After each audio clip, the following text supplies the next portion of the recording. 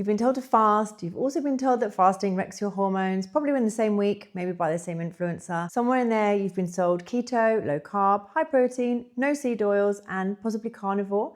And every one of those came from someone confident, credentialed, and flatly contradicting the last person. So you've stopped trusting any of it. Reasonable. I'm not going to add a rule to that pile of advice. I want to do the opposite. Today I want to talk about the one eating pattern with the strongest evidence behind it for protecting women's hearts and health. And it happens to suit the exact stage of life that you're in. And you can move towards it without policing a single plate. By the end of the video, you'll know what the pattern actually is, why midlife is the moment it earns its keep, and the one small thing to change first. This is the third video in a series about heart health and perimenopause that I have done because this is a period of life where small changes can have big impacts on your heart health and your future health. And I don't think enough people are talking about it. A quick bit about me, because you should know who you're talking to. I'm a GP. I spent years working as an obstetrician and gynecologist.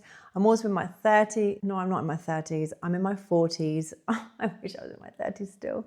I've got 3 children and I am living this change myself. I'm living the same hormonal shift that I'm about to describe. So I'm on both sides of the desk here. And let's get to it. Because the diet wars always bury the one thing that every piece of evidence comes back to. When you strip away branding, when you strip away people's perceptions and subconscious bias, one thing comes out on top for heart health, and that is the Mediterranean diet. Unfortunately, I don't mean pizza and pasta.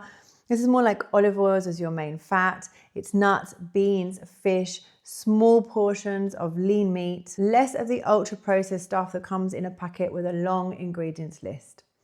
The reason it keeps winning is that it's one of the few eating patterns actually tested in a proper trial and not just observed. For example, a large Spanish study randomized thousands of people to this pattern. They either topped up with olive oil or nuts or to a lower fat comparison. The Mediterranean group, the one that topped up with olive oil, had roughly 1/3 fewer major heart attacks and strokes than the other group. Now, the people in the trial were higher risk and were older than most of you watching. About half of them had type 2 diabetes. So I wouldn't promise the exact results that this showed, but it tells us about the direction and the strength. And this is what we can take from the trials. They're not personal guarantees. They are showing us what can work, but you don't know what's going to work for you. What it tells us is direction and strength of the relationship. It's not a personal guarantee. Nothing ever can be. What works for you is very personal. And often what works for women is not evidenced in the same way because women are not studied as much as men, unfortunately. But the woman-specific picture points to the same direction. A study that followed nearly 26,000 women found the ones eating closest to the Mediterranean diet pattern had 1/4 fewer cardiovascular events, and a chunk of that seems to run through lower inflammation and better blood sugar control. That study was observational, so it's a link, but it's not proof.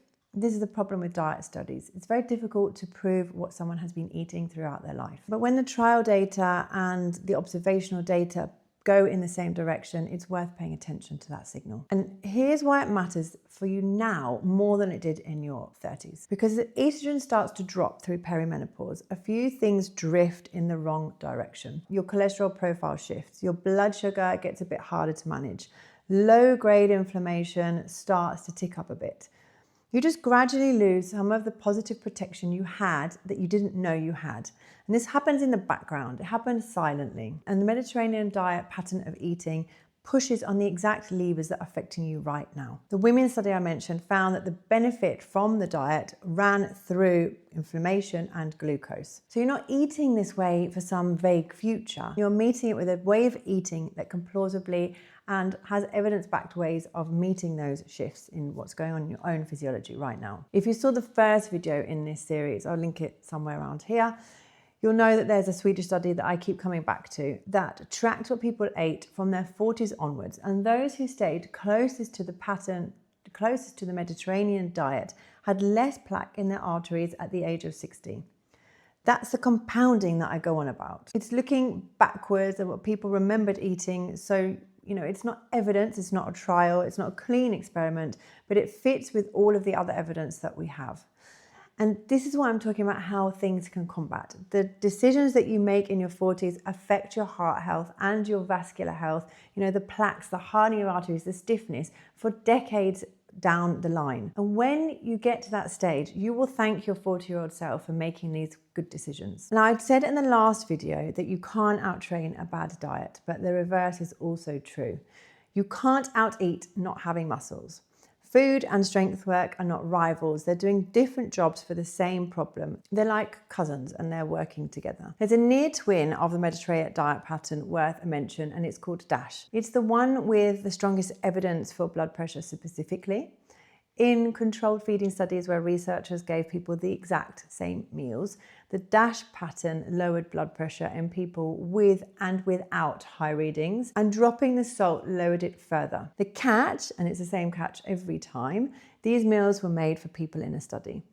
Out here, in real life, no one eats to the same exact plan. And therefore, in real life, they have not found the same results as they do in the study. However, these two ways of eating overlap so much that if you're eating in a Mediterranean diet pattern, you're doing most of the work that DASH does too. Blood pressure is one of the things that I'm coming back to in the next video, so park that. And any video on nutrition and diet is worth mentioning.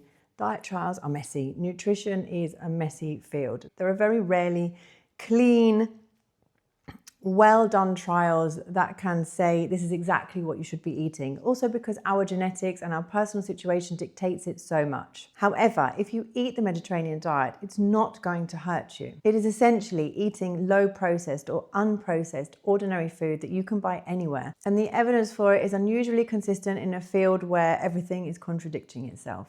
That's about as good a diet advice as it gets. You're shifting a pattern, not passing an inspection. And the most important thing is that you stick to it, because you're not being audited. You're not in a trial. Nobody is measuring your plate.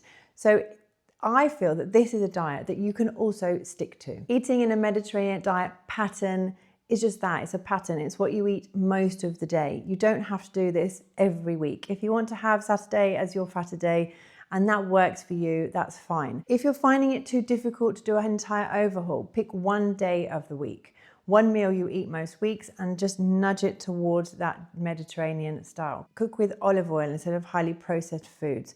Add a tin of beans to the thing you were making anyway. Add an extra portion of colourful vegetables. Put a handful of nuts where the biscuits usually go. These are all things that I've actually changed in my own kitchen, can you tell? But you know, it's about making small changes that are easier for you to implement. And that's it. Just change one meal, let it become automatic, then change another.